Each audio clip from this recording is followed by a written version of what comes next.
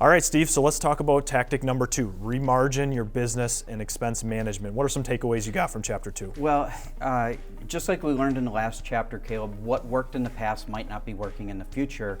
And the shift is going to expose things that maybe you were doing that you shouldn't have been doing before. So it says here, change isn't easy, significant change can be downright difficult. And what we have to look at is the number one thing when we're looking to create revenue is we have to do lead gen. However, there might not be time to just do lead gen and grow our business through revenue in a shift. The shift can come pretty quickly, and at that point we better be ready to make sure that we have net operating income. Yeah, absolutely. The top line income, just because it's there, we call it gross commission income, does not mean it's going to be there tomorrow. Right. As soon as a market shifts, immediately what you should be doing with your expenses is eliminate expenses immediately. Look at line by line of things you spent money on over the last couple months and just start picking away and eliminating those, because you're not sure what the new game of real estate is going to look like after the shift. Yeah, absolutely. And just like we talked about in the last chapter, where the shift exposes things that maybe we were doing things that didn't lead to our success. We thought, hey, this is what I'm doing, it's bringing me all this success. Well, maybe the market was just really great. In this case, now we have to look at, well, maybe I was spending money on things that wasn't generating either. Right? And so now we have to just take a look at that, and the idea is to go ahead and put those into a couple of different buckets and line by line them on a P&L and see, is this money that I should be spending? Sometimes you find out, well, maybe I should be spending more in another area, and I need to find that here, that type of thing. This is the point in a shift that you need to get really, really micro and just start check every single one. Why do I buy this? What's the expense here? Why do I have it? Is it growing my business? And literally, if you're in doubt about an expense, like you're like, I'm not sure if I should have that expense or not, get rid of it and see what happens. Yeah. When in doubt, cut. Yeah, I think one of the greatest things that we're witnessing right now, I mean, we're going through a pretty big transition in our country right now, and yet you're in a position with your business that you've said, hey, we know all the things that we're safe on. And the reason for that is because you weren't overspending in the good times, so remargining is pretty easy at this point. Right. No matter what the market, you always have to follow the philosophy of lead with revenue.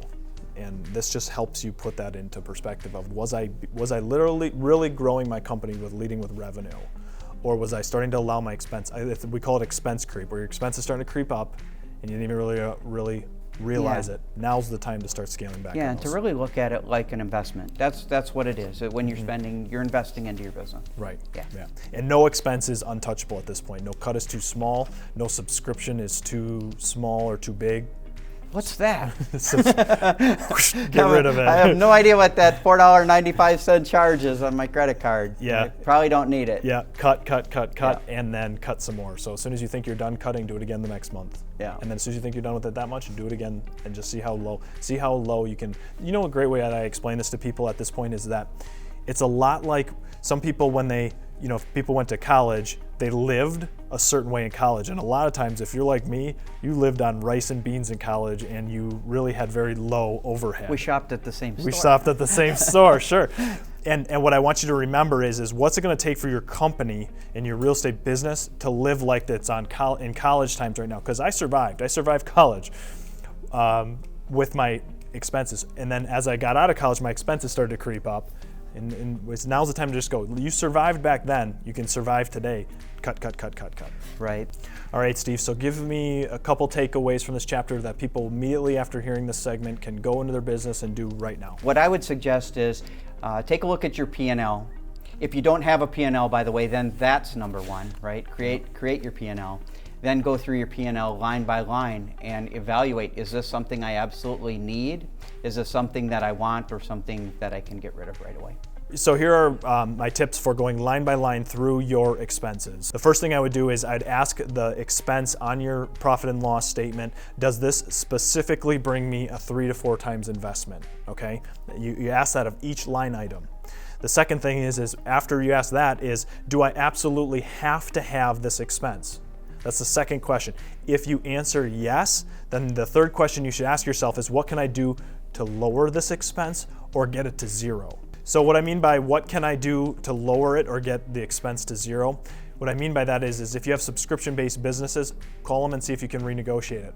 Another idea is to see if you can get a sponsor to sponsor that. See if you can get one of your lenders to, if there's an expense you believe you absolutely need to have with your business, try to find unique ways to get that expense to zero on your books, but maybe partnering with somebody else that can get value of partnering with you at that point.